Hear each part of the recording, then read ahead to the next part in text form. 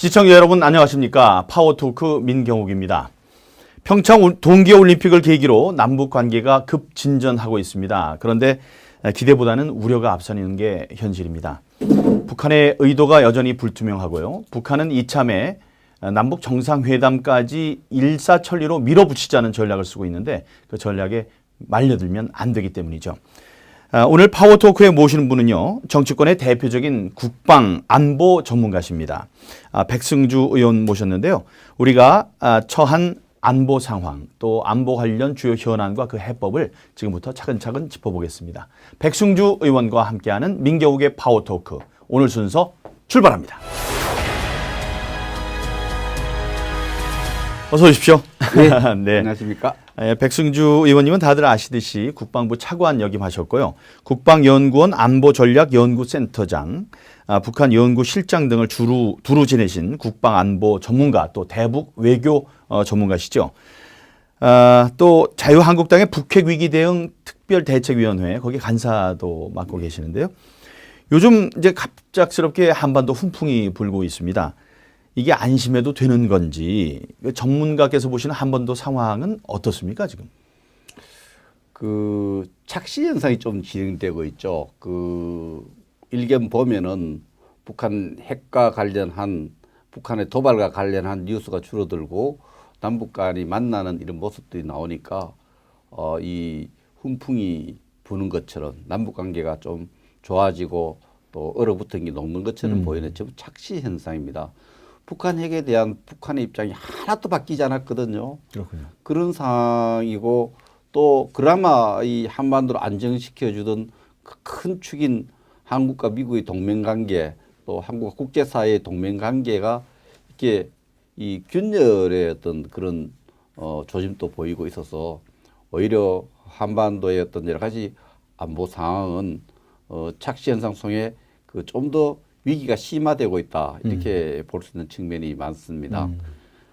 그렇게 볼 때 북한 핵이 해결되지 않는 한 이 모든 현상들은 하나의 거품이고 그렇군요. 착시다. 예. 이것을 냉정하게 봐야 될 그럴 때라 이렇게 생각을 합니다. 네. 지금 이제 언급해 주신 뭐 동맹 관계 또를 비롯한 여러 가지 현안들을 하나씩 짚어보도록 하겠습니다. 우리가 삼수 끝에 유치한 평창 동계올림픽입니다. 우리가 이렇게 준비를 많이 하고 했는데 북한의 체제 선전장으로 전락해버린 느낌이 많습니다. 북한의 의도대로 또 남남 갈등도 유발하고 있고요.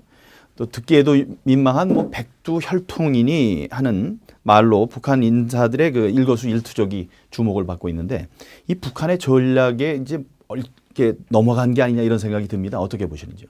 넘어갔습니다. 아하. 예.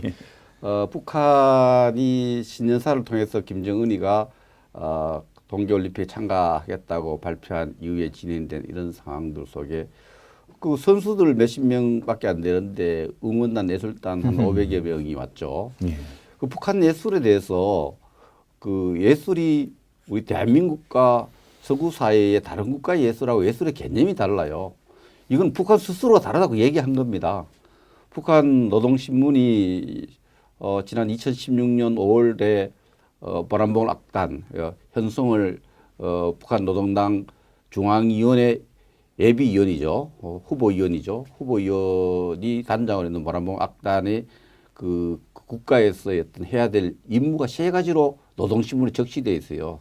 첫째는 음악 정치의 진지가 돼야 된다. 예술을 통해서 북한 체제를 유지시키는 음악을 통해서 체제를 유지시키는 그런 진지가 된다. 정치의 도구가 돼야 된다. 이것을 첫 번째 규정을 하고 있고요. 두 번째는 북한의 정치를 흔히 군을 앞세운 정치 아닙니까? 성군 정치. 이 군을 앞세운 성군 정치를 뒷받침해야 된다. 이렇게 임무를 규정하고 있고요. 세 번째 임무는 뭐냐 하면은 사상전의 기수가 돼야 된다. 나팔수가 돼야 된다. 이렇게 북한 노동당의 성격을 규정하고 있기 때문에 그건 예술이 아니고 혁명의 도구예요. 그런 혁명의 도구들이 와서 그 체제 선전을 하고 있는 거죠. 아이고, 예. 그 체제 선전을 해서 우리의 감성을 자극해서 이성을 마비시키면서 북한 체제가 얼마나 이 지구에서 가장 역사적으로 지금으로서 가장 비참한 정권이지만 비극적인 정권이지만 역사적으로 가장 그런 정권이었거든요. 이런 체제가 갖고 있는 문제점을 싹 이렇게 감추어 놓고 그런 예술이 넘치는 문화가 있는 그런 나라인 것처럼 이렇게 만드는 선전장으로 이렇게 만드는 거죠. 그래서 최근에 그 응원하다가 무슨 뭐 가면 있지 않습니까? 예, 김일성 가면. 그 가면에 대해서 저는 그 가면은 누구나 자유롭게 해석할 수 있는 겁니다. 예. 어떤 사람은 김일성 닮았다 할 수 있고 어떤 사람은 아니다 할 수 있고 그걸 누가 독점적으로 해석할 수 있는 사람이 없어요. 그림에 대해서 감상은 다 감상자의 몫이거든요. 그런데 우리 통일부가 무슨 그거는 아니다 이렇게 작품 해석하는 거 보고 제가 이 문제가 있다고 봅니다. 이건 뭐냐? 보는 사람이 그런 느낌 느끼는 거예요. 예. 우리 국민의 상당수가 그렇게 의심을 하면은 그것도 하나의 표현의 자유 영역이고 느낄 수 있는 자유 영역이거든요. 그렇죠. 그럼 그대로 느끼는데 그런 것조차도 좀 이렇게 보면은 북한이 이미 그 예술단을 통해서 우리가 북한 핵에 대해서 북한 토발에 대해서 어떤 이성을 마비시키는 이런 걸 했는데 저는 그것을 만들어낸 사람이 누구냐? 그 PD가 누구냐? 저는 이미 북한은 그걸 2002년에 했어요. 2002년 6월 29일에 북한이 우리 월드컵 준결승 하는 날 저녁에 북한이 그 도발을 해서 우리 6명의 우리 그렇죠. 현장에서 순직하고 예, 또 이런 일이 있었지 않습니까? 제2차 예. 교전 연평해전 때 그때 해놓고 국민들이 분노했어요. 동해는 강강선이 떠다니는데 서해에서는 우리 군이 북한 도발로 이렇게 엄청난 피해를 당한 그런 상황이 있었는데 국민들이 그 뒤에 9월 달에 북한이 아시안 게임 부산에서 열린 아시안 게임에 만경보호에다가 미녀를 막 또 해가지고 응원을 하고 이러니까 우리 국민들이 6월 29일에 도발을 10월 달 돼가 꽉 잊어버린 적이 있습니다. 예, 예. 지금 북한의 이런 동계올림픽에서 벌이고 있는 이런 예술단을 벌인 공연 속에서 우리 국민들이 순간적으로 우리 같이 안보 전문가들은 꿰뚫고 저거는 뭐 하는 거다 이렇게 알지만 국민들이 볼 때는 그 속에 북한 핵이 가지고 있는 위험성, 도발 이런 부분에 대해서 지워버리는 거죠. 지워버리는 거죠. 예. 그래서 북한 체제가 그 뭡니까? 어떻게 이복행이지만 형을 남은 나라 공안가스 아이고. 독살하는 이런 현장, 이런 극악무도한 정부 체제죠. 그 체제의 어떤 그런 허물을 덮고 또 핵 도발 또 이런 부분에 대한 것을 이 덮는 하나의 선전장으로 활용되었다. 저는 그렇게 봅니다. 예, 예. 미국과 일본의 그 우려가 만만치 않습니다. 뉴욕타임스, 워싱턴 포스트 또 교도통신 등 유력 언론들이 한국이 남북 대화에 쏠리면 한미 동맹에 균열이 갈 수 있다 이렇게 보도를 했고요. 또 블룸버그 통신은 김여정은 김정은이 미국의 대북 제재에 맞서는 무기다 이런 표현을 썼습니다. 요즘 그 한미 동맹 균열을 걱정하는 목소리가 높습니다. 일단 빨간 신호등이 켜졌다고 봐야 되겠죠. 네, 그렇습니다. 빨간 신호등이 켜졌죠. 펜스 미국의 부통령이 와서 그 사람이 어떤 활동을 하고 무엇을 하고 있는 걸로 봐야 되지 않습니까? 와서 우리 천안함 기념관을 방문하고 또 월비어, 예, 월비어. 예. 저 평양을 방문해서 비참하게 죽은 미국 시민 아버님을 모시고 오고 또 여러 가지 저 하는 걸 보면 메시지를 보면은 분명한 겁니다. 우리는 결코 그런 위장평화 공세에 예술을 앞세운 위장평화 공세에 속지 않겠다. 그리고 동맹국가인 한국도 속지 마라. 네, 네. 속아서는 안 된다는 메시지를 전해주러 온 겁니다. 그런 측면에서 이 메시지에 대해서 우리 정부가 어떻게 대응하느냐 이런 부분들이 있는데 이것이 엇받지 않을 경우에는 좀 어려움을 겪겠죠. 또 특히 일본 아베 총리도 와서 우리 아베 수상이 와서 또 그런 얘기를 했죠. 한미 군사훈련에 대한 얘기를 하니까 그 주권사항이다 이렇게 얘기를 했는데 어쨌든 그런 메시지를 보면은 우리 정부가 지금 취하고 있는 스탠스에 대해서 입장에 대해서 엇박자가 좀 있다는 것을 확인한 것으로 볼 수 있고 더욱 중요한 것은 빅터 차 대사 애정자가 낙마했는데 보통 낙마하면 뭐 이렇게 조용히 낙마하잖아요. 그래서 뭐 개인적인 이유도 있고 하니까 또 이렇게 낙마 사실, 낙마 이유에 대해서 밝히지 않는데 이번에는 어떻게 됐든 간에 그 코피 전략이라 그럽니까? 그 미국의 군사 옵션에 대해서 빅터차가 다른 견해를 갖고 있었기 때문에 낙마했다고 그냥 공공연하게 이렇게 발표되고 있는데 그 빅터 차의 입장이라는 게 우리 정부 입장과 똑같은 거거든요. 빅터 입장이 같은데 그 빅터 차를 해임했다는 것은 결국은 하겠다는 우리 거죠. 정부의 입장에 대해서 동의를 기본적으로 안 하고 있다 이렇게 해석될 수도 여지가 있기 때문에 한미 동맹은 균열이 시작된 것이 아니라 이미 많은 입장 차이를 갖고 있다, 본질 입장 차이를 갖고 있다 봐야 됩니다. 예, 예. 이제 펜스 부통령 이제 말씀해 주셨는데 이게 오토 원비어 부친과 동행을 했고, 다음에 천안함도 방문했고, 다음에 또 탈북자들을 만났어요. 이런 만나는 와중에 저 개막식 전에 있었던 리셉션 행사에 늦게 왔고 또 5분 만에 떠났다. 이게 큰 외교적 결례다. 뭐 이렇게 대대적으로 보도가 됐고요. 거기에 대한 뭐 비난 댓글들도 많이 달리고 그랬는데 의원님이 보실 때는 누가 잘못한 겁니까? 프로토콜 상으로 이제 봐야 되겠죠. 그 자세한 것은 이제 우리 정부가 초청을 했고 그날 펜스가 다른 미국 선수단을 격려해 주는 파티가 있었는데 선장이 어느 것이었느냐 이걸 따져봐야 되는데 그림상으로는 우리가 주최한 행사에 펜스 부통령이 좀 더 충분하게 배려하지 않았다는 이런 부분들에 대해서는 우리 정부가 서운해할 수 있고 서운한 감정을 이렇게 설명을 한 부분도 있고요. 그러나 이것은 여러 가지 이유가 있겠지만 이것도 미국의 대통령이라든지 부통령이라든지 그 상원의원회 이런 분들은 철저하게 메시지가 있습니다. 그래서 왜 그렇게 했겠느냐 메시지에 대해서 분명한 것은 핵을 가진 북한과 동석하기 싫고 악수하기 싫다는 이런 메시지를 만들고 싶어 했는 것이 아니냐 이런 생각을 할 수 있고요. 그 메시지를 제대로 읽어야 됩니다. 아직은 미국은 북한의 그 핵에 대한 분명한 정책의 변화가 없는 한 북한과 악수하거나 서로 대화하고 싶지 않다. 그걸 권하지 마라. 예. 때가 아니다. 예. 이런 메시지를 전달하는 것으로 그날 일정 관리를 했지 않나 저는 그렇게 해석하고 싶습니다. 아까 코피 전략 말씀하셨습니다. 이제 코피 전략하면 우리가 여러 가지 생각이 듭니다. 어렸을 때 싸우면 코피 나면 울고 지는 거 아닙니까? 그런 생각도 들고 다른데 많이 때리는 것보다도 그런 생각 한다면 코만 정확하게 팡 때려서 코피 나게 하면은 이제 지는 거고 뭐 치명상도 아니고요. 그런 여러 가지 이제 함의가 있다고 생각을 하는데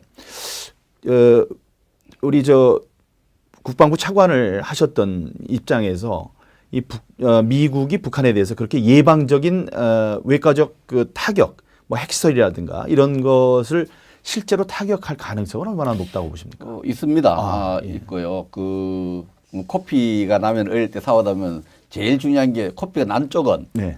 사기가 죽습니다. 예. 계속 싸울 의지가 좀 죽고 코피를 낸 쪽에서는 막 승기를 잡았다 이런 맞습니다. 분위기가 있죠. 그래서 그런 측면에서 미국이 역사적 경험이 많은 그런 역사의 사례를 많이 갖고 있는데 제가 1986년으로 기억합니다만 리비아의 가다피가 그 녹색혁명을 내세워가지고 중동 국가가 올려갖고 미국에 대해서 굉장히 어게인스트 도전하고 있었는데 계속 테러도 하고 미국을 괴롭혔죠. 미국이 그 당시에 레이건 대통령 시절인데 그 가다피 코피를 냈죠. 가다피가 주구하고 있는 시설에 대해서 공격을 했습니다. 공격을 해서 아슬아슬하게 가다피가 살았습니다. 아이고. 그래서 가다피가 기대하기로는 만약에 너들이 미국이 공격하면은 전 중동 국가와 힘을 합해서 성전, 지하들을 미국과 대항하는 전쟁을 하겠다 했는데 가다피 코피 나고 난 뒤에는 딱 엎드렸습니다. 그러니까 피해 다니다가 뭐 리비아 내전 속에서 결국 미국의 그 드론 공격에 의해서 죽음을 맞이하게 되는데 그때 가다피를 코피를 내니까 가다피가 응전하겠다는 의지가 소멸되어 버렸거든요. 그럼 미국은 아마 그런 경험들도 고려를 했을 거고 진행자께서 그러면 미국의 대통령이 되면은 전쟁 수권 법안에 따라서 미국이 갖고 있는 국내법에 따라서 적어도 3달 동안은 의회의 통제를 받지 않고 군사력을 사용해서 대외 정책을 수행할 수 있다. 이 대외 정책은 전쟁도 포함됩니다. 그런 측면에서 미국 대통령이 그런 권한을 행사하는 데 있어서 걸림이 없습니다. 그래서 그런 경우에 미국이 대외 정책을 할 때 그런 영국 대처 수상과 레이건이 갈등을 겪은 일이 있는데 대처가 그렇게 항의를 해도 그레나다를 공격할 때 대처가 그 공격 사실을 알고 공격 결심을 할 때 레이건 해고를 막 항의를 거칠게 합니다. 그 그레나다는 영국 연방 국가인데 미국이 영국의 동의 없이 왜 공격하냐 해서 레이건은 전혀 동의하지 몇 시간 이후에 그레나다를 공격해서 정치적 외교적 목적을 달성을 합니다. 그래서 대처도 못 말렸지 않습니까? 예, 대처가 크게 강한 여인, 철의 여인 대처도 레이건의 결심을 못 막았습니다. 그럼 미국의 지금 대통령이 어떤 결심을 할 때 막을 수 있는 사람들이 없습니다. 그런 측면에서 그런 결심을 하기 바라는 건 아니지만 미국 대통령 그러한 국내법적 권한을 군사력을 사용해서 국내법적 권한을 갖고 있는 거죠. 그런 측면에서 보면은 미국 그런 옵션을 사용할 수 있는 가능성은 항상 열려 있다. 예. 이런 전자유가 대외 정책, 대미 정책을 다뤄야 됩니다. 네. 그런 건 이제 섣불리 결정할 수 있는 것은 아니겠죠. 그렇습니다. 그다음에 네. 우리의 입장에서는 뭐 북한이 그냥 코피 흘리고 마는 게 아니고 코피 쓱 닦고 가지고 한국 공격하고 뭐 꼭 그런 일이 벌어질 것 같다는 생각이 들어서 여러 가지 이제 옵션 또 예상되는 결과 코피를 낼 때는 예. 상대가 더 이상 전의를 갖지 못하도록 전의를 가질 수 없는 양의 코피를 나도록 해야죠. 어떻게 하면 됩니까? 코피를 많이 흘리는 다량의 코피가 필요한 전략이 되겠군요.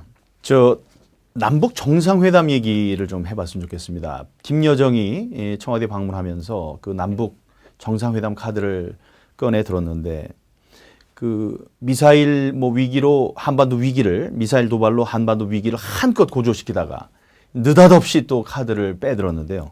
그 북한의 진짜 속내는 뭐라고 보십니까? 진짜 속내는 국제적으로 고립이 심화되고 있고 더 촘촘한 고집이 다가오니까 북한으로서 견디기 힘든 그런 상황으로 들어가고 있는 것 같아요. 그래서 서울을 통해서 우리 대한민국을 통해서 그런 고립을 탈출하려는 이런 하나의 그런 고려 속에서 제안을 했다고 생각하는데 이거는요. 지금 고민하고 있다 하는데 저는 고민해서 될 일이 아닙니다. 외교라는 건 하나의 관례가 있습니다. 프로토콜이 있습니다. 우리가 인구가 적습니까? 국력이 적습니까? 세계 위치가 합니까? 이미 김대중 대통령이 평양을 방문했고 노무현 대통령이 평양을 방문했으면 순서가 어떻게 됩니까? 한 번 와야죠. 당연히 예. 정상회담은 서울을 자기들 찾아와야죠. 나이도 어린 사람이. 맞습니다. 그게 말도 안 되는 거예요. 우리가 제가 국방차관 할 때 국방장관 회담이 중국하고 한국하고 있었는데 우리 정부하고 있었는데 우리는 몇 번 갔는데 중국이 안 왔어요. 그래서 우리가 그 외교적 관례 때문에 우리가 안 가고 제가 중국 장관을 초청하는 임무를 갖고 간 적이 있는데 예. 중국이 계속 장관이 안 오면 우리가 상호주 입장에서 이건 도저히 양국 간의 군사적 교류에 심대한 타격이 불가피하다 이렇게 이야기를 해서 그 다음에 1월 달에 이제 중국 장관이 오도록 했습니다. 북한의 지도자가 무슨 상전입니까? 자꾸 찾아가게? 그거는 이번에 그러면 역으로 이번엔 당신들 올 차례다. 그러네요. 김정은이가 내려와야 된다. 예. 이게 외교적 관례예요. 어느 나라 간에도. 상호주의. 상호주의 입장에서 네. 우리가 당당하게 초청은 고맙지만 이미 우리 대통령 두 분이 찾아갔어요. 방문했으니 이번엔 김정은이 내려와라. 이렇게 이야기를 해야죠. 저는 그게 옳다고 생각을 합니다. 예. 그건 상식이잖아요. 네, 맞습니다. 한미 군사훈련 재개에 대해서 좀 여쭤보겠습니다. 이제 평창 올림픽이 있고 평창 패럴림픽까지 가려면 3월 18일까지 이제 이어지니까요. 그 사이에는 한미 군사훈련을 이제 그 이후로 연기하겠다. 이거는 이제 서로 이해가 된 상황 같은데 문제는 이제 언제 재개되느냐가 중요합니다. 이번 대정부 질문에서 정진석 의원이 총리한테 계속 질문을 했는데도 즉답을 안 하더라고요. 언제 하겠다 뭐 이런 얘기를 하질 않았는데 그런데 이제 북한과 이제 관계가 개선됐다 그러면서 평창 올림픽 이후에 북한이 그 더 연기해라 아니면 규모를 좀 줄여라 아니면 그만둬라 이런 요구를 해올 가능성이 많습니다. 우리의 저 대응 태세는 어때야 된다고 보십니까? 군사훈련 제가 대정부 질문 정진석 예. 의원님이 질문하기 전에 국방위원회에서 물어봤어요. 한미 군사훈련 재개하는 게 비밀입니까? 비밀이 아니래. 비밀이 아닌데 왜 발표합니까? 눈치 보기 때문이죠. 이 한미 군사훈련을 실시할 이유가 하나도 없습니다. 그런 측면에서 한미 군사훈련은 일본 아베한테 우리가 이야기하듯이 북한이 더 이상 거기에 관여해야 될 하나의 근거도 없고 들어줘야 될 이유도 없다. 우리는 우리 안보에서 필요하다 한다. 이렇게 당당하게 발표하는 것이 좋다고 생각합니다. 우리가 세계 역사 속에서 올림픽 저 서울 올림픽이 사실 동서 냉전을 종식시키는데 결정적 역할을 하거든요. 그때도 우리 군사 훈련했습니다. 북한이 안 와도 88 올림픽 성공했었어요. 그래서 당당한 모습. 저는 다 그 말씀 꼭 하고 싶었어요. 아베한테 한 말씀대로 그대로 북한에도 이야기를 해라. 예. 그렇게 하면은 문제 해결되는 거죠. 그걸 뭐 우리가 고민할 일이 뭐 있습니까? 맞습니다. 고민하는 자체가 이상합니다. 맞습니다. 이것도 좀 짚어보죠. 얼마 전 북한의 그 건군절 열병식 얘기입니다. 지난해보다 규모가 뭐 축소됐다, 또 생방송을 허용하지 않았으니까 평창을 배려한 게 아니냐, 뭐 이런 해석들이 나오던데 뒷부분 생방송 부분은 제가 좀 아는 거고 그런데 이게 지난해보다 좀 축소됐으니까 축소됐다는 게 맞는 얘기인지요? 저 안보 전문가로서 어떻게 생각하시는지요? 제가 냉정하게 동원된 숫자나 뭐 이런 부분들의 축소 규모는 그렇게 축소되었다고 저는 안 보여집니다. 한 12,000명의 예, 그 장병들이 했고 한 시민들하고 합해서 한 5만여 명이 참가를 했대 영하 11도 정도 했고 지난해는 보통 이제 북한이 건군절을 북한이 1948년도에 2월 8일에 정부도 수립하기 전에 군대를 먼저 만들어요. 그 군대를 먼저 만들어서 그것을 하다가 78년도에 그걸 좀 당겨서 32년도에 자기들 말로 속칭 그 유격대를 만들어서 항일 유격대를 만들었다를 참 건군 기념절로 해서 4월 25일로 합니다. 4월 25일로 하던 것을 2월 8일로 바꿨는데 이번에 뭐 이걸 가지고 줄였고 생중계를 안 했으니까 뭐 어떻게 하고 이렇게 이야기를 하는데 우리 민 의원님 더 잘 아시지 않습니까? 북한이 뭐 시청률 경쟁률이 있습니까? 없습니다. 생중계하고 녹화중계하고 시청률 경쟁이 아무 차이가 없습니다. 인민들 더 많이 보여주는 게 어느 게 좋냐. 제가 볼 때는 하나의 극적인 반전 요소도 있고 저녁에 할 때는 편집을 하지 않습니까? 맞습니다. 편집을 하면 연도의 시민들의 반응 이런 부분들이 그렇죠. 엉성하던 것을 조금 조정할 수 있거든요. 하면서 이런 부분에서 좀 더 시청률을 높이기 위해서 북한이 좀 더 잘 선전하기 위해서 그런 녹화 중계를 했다 이렇게 저는 생각하지. 우리 조라고 우리 고려해서 했다 이런 것은 그야말로 상상 속에 북한 듣기 좋은 좀 뭐랄까 경강부회다. 맞습니다. 시청률에 아무 시장이 없어요. 그렇죠. 그러면서 경강부회다 이렇게 봅니다. 뭐 그들이 시청률에 신경을 쓰지 않겠지만은 저 총리가 그런 얘기를 했습니다. 현장의 취재를 불허하기로 했다. 외신들의 현장 취재를 불허하기로 했기 때문에 이게 다 평창을 배려한 거라고 하지만 그건 그렇지 않습니다. 지금 말씀해 주신 대로 화면을 더 극적으로 만들 수가 있거든요. 다음에 보여주고 싶은 것만 보여줄 수 있습니다. 실제로 기자들이 그쪽 가서 취재를 하면 엉성한데도 좀 취재를 하고 그럴 수 있거든요. 그런데 그게 아닌 자기네들 눈으로 봐서 자기네들 체제 선전하기에 딱 좋은 것만 골라서 편집을 해서 이제 나눠주는 거죠. 나눠준다고 그걸 받지 않을까요? 다 받습니다. 지금 모든 시선이 이 평창 올림픽 한반도에 쏠려 있기 때문에 외신 기자들이 그걸 안 받을 리가 없죠. 그 열병식 우리가 이제 휴전 협정이니까 이제 기술적으로는 아직도 전쟁 중에 있는 우리나라인데 이제 핵을 갖춰서 대한민국과의 체제 전쟁에서 자기네들이 이겼다. 군사적으로도 이겼다. 이거를 선언하는 그런 열병식이 아니었나. 이제 자기네들은 분명히 그렇게 생각할 것 같다. 그런 생각이 들었습니다. 그래서 참지연 악단두를 보내고요. 다음에 평창에 그 인공기가 펄럭이게 하고 이런 모든 게 그들의 해석은 그렇게 하지 않을까 그런 생각을 저는 했습니다. 그래서 이제 국민들이 다 알아요. 우리 정부도 다 안다 그래요. 북한이 우리 올림픽 축하해주고 올림픽 성공시키기 위해서 온 거 아니잖아요. 그래서 누구나 삼척동자라도 아는 거죠. 아는 내용이기 때문에 그렇다면 이제 북한은 이런 이용 목적을 갖고 올림픽을 악용하기 위해서 왔는데 우리 정부가 북한의 이런 의도를 알고 북한을 좀 다루어야 된다. 그리고 제가 제일 안타까운 것은 우리 자유한국당이 문제를 제기하잖아요. 이런 문제가 있고 이런 문제가 제기하면은 이것은야말로 대북 정책의 지렛대가 돼야 됩니다. 우리 사회에 갖고 북한 체제의 다른 장점이 뭡니까? 자유민주주의 다원주의 체제입니다.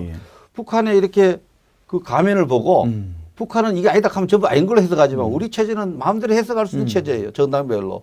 이것을 우리가 무슨 주장만 하고 반론만 제기하고 이거 이런 의심이 된다 하면은 색깔론으로 해서 뭉개버리려고 하지 말고 북한 사람에게 당당히 해야 된다. 우리 체제는 자유민주주의 체제이기 때문에 그 사람이 각자의 목소리를 내고 단체마다 목소리를 내기 때문에 그 무슨 뜻을 했는지 뭐 가면을 이렇게 하니까 우리 체제 일부에서는 이런 의심을 하고 이것이 대해서 우리 사회의 갈등을 시키고 분열을 시키니까 이런 건 좀 유의해달라. 네. 우리를 문제를 제기하는 것을 우리 체제의 장점으로 알고 자산으로 활용해서 북한을 다뤄야 됩니다. 예. 그렇지 않습니까? 맞습니다. 네. 그래서 우리가 미국에 뭐 정책을 요구할 때 미국도 계속 그 시민단체라든지 뭐 이익단체들이 많지 않습니까? 이익단체를 내셔서 정책을 자기들 입장 관철 하듯이 우리도 북한을 다룰 때 정부와 다른 입장을 가진 정당 또 이런 전문가들 입장을 언론에 비슷하게 등장을 시키는 겁니다. 해서 그것을 망치게 하는 것이 아니라 북한을 교육시키는 겁니다. 체제가 너들 뜻대로 우리 체제가 그렇게 움직인 체제가 아니고 우리는 이렇게 다원주의적인 의회민주주의를 하는 나라다. 이것을 보여줘야 됩니다. 그쪽은 지도자 하나 결심하면 다 가지 않습니까? 다른 입장 내놓으면 색깔로 뭉개버리려는 이런 게 대단히 우리 체제를 약하게 만들고 허약하게 만들고 장점을 못 살리는 이런 정보다 이렇게 봅니다. 예. 며칠 전에 방송에 나와서 멋진 얘기해 주시던데 돈 세탁이 아니고 뭘 세탁하러 이 사람들이 왔다고 표현하시는데 한번 왜 네. 왔느냐 네. 한마디로 딱 줄여서 이야기하면은 체제 이미지가 너무 나쁘니까 체제 이미지 세탁하러 왔는 것 같다. 네, 이렇게 이야기했습니다. 평창 올림픽 그 경기장이 빨래터가 됐군요. 그들의. 예, 오늘 민경욱의 파워토크 마칠 시간이 다 됐습니다. 한미 관계와 북핵 문제 또 대북 정책 등 중요한 안보 현안들을 하나씩 짚어봤습니다. 주옥 같은 말씀 또 한반도의 운명을 좌우할 골든 타임에 접어들었다는 그런 귀중한 엄중함을 또 깨닫게 됩니다. 오늘 시간 내주신 백승주 의원님 감사합니다. 예, 민현님 초대해 주셔서 감사합니다. 예, 감사합니다. 저는 다음 주에 다시 찾아뵙겠습니다. 여러분 감사합니다.